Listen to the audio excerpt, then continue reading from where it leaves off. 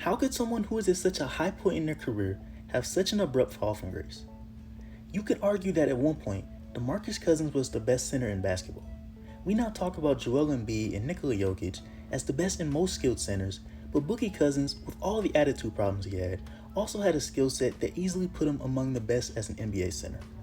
Let's now wind the clocks back to see just how the once all-NBA center has gone from being the star in Sacramento to ring chasing in California to now barely registering minutes in the playoffs.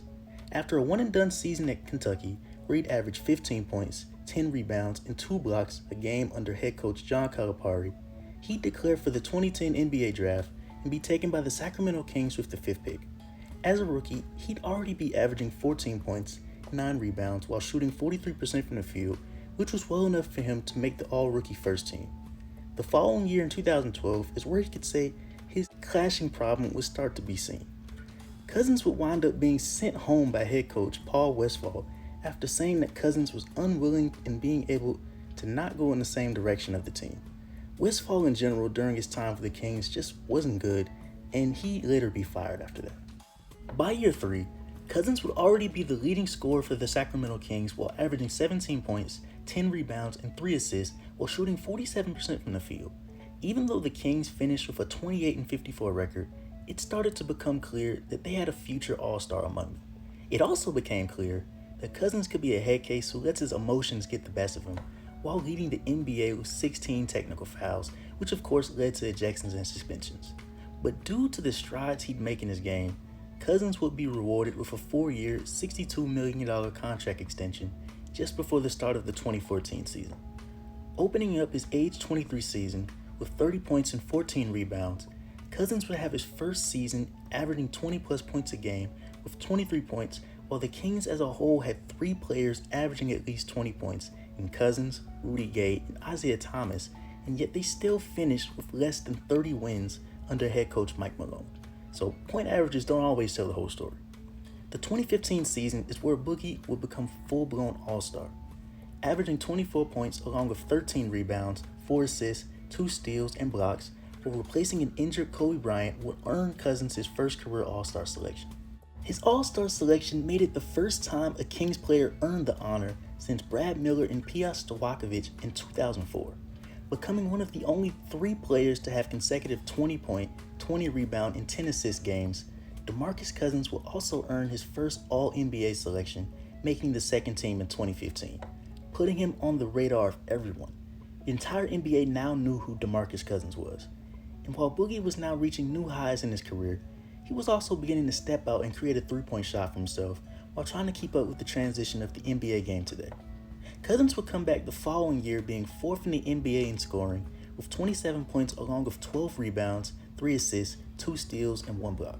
While getting his second straight All-Star selection, other highlights of this season for him included a new career-high 48 points in a win over the Pacers, followed by 56 points in a double overtime loss to the Charlotte Hornets, breaking his previous career high. The point total also set a franchise record that was last held by Chris Webber's 51 points. And another All-NBA selection would top off the season for Cousins, while unfortunately not making the playoffs once again. By the start of the 2017 season, Cousins would now become the Kings' all-time career double-double leader with 246 while also passing Chris Webber as well. Just a few months into the season, Cousins would drop 55 points and have a crazy interview about how the refs were just trying to get him out of the game. They even tried to eject him but brought him back. Everyone knew his anger issues and how emotional he could be, along with his suspensions, so some would try and use it against him. Playing in 55 games for the Sacramento Kings, while also making the All-Star team for the 3rd year in a row, Boogie Cousins' time with the Kings would now come to an end. In February of 2017, DeMarcus Cousins would be traded to the New Orleans Pelicans along with Omri Caspi in exchange for Tyreek Evans, Buddy Hield, Langston Galloway, and 2017 first and second round picks. He'd be joining Anthony Davis to create a top big man combo in the NBA. I'm not even a Pelicans fan, but I was definitely hyped and excited to see what they do. Playing in 17 games to finish the season, the New Orleans Pelicans would miss the playoffs, but they would have nothing but time to figure it out. With a starting 5 that featured Anthony Davis, DeMarcus Cousins, Jrue Holiday, Etuan Moore, and Rajon Rondo, the New Orleans Pelicans were in a good position to make the playoffs. Although he was able to get an All-Star selection, Cousins wouldn't be able to play in it due to a torn Achilles that not only ended his season, but seemed to be the starting point of his career turning upside down. After going through season-ending surgery, the Pelicans as a team were still able to finish 48-34, which was well enough for 6th seed in the West. They would sweep the Portland Trail Blazers in round 1, where Anthony Davis, Rondo, and Jrue Holiday were all playing out of their minds. I could only wonder what would have happened if Cousins never got hurt. This team was even able to take a game versus the Warriors before getting outed in 5 games. Here we are in the offseason following, and this is where everything gets crazy. After it was reported that the now 27-year-old center, coming off of a season where he averaged 25 points, 13 rebounds, and 5 assists, he now had little to no offers available to him in the offseason, and he now decided to turn to the Golden State Warriors for only 1 year and $5 million. Joining MVP Steph Curry and Kevin Durant, All-Stars Klay Thompson and Draymond Green, and Finals MVP and former All-Star Andre Iguodala, on paper, this team was unstoppable while potentially having a total of 6 future Hall of Fame players. I, and pretty much anyone else paying attention to basketball, remember hearing about this signing and going, well, there's the 2019 NBA champions, while not even considering everything that was about to actually come.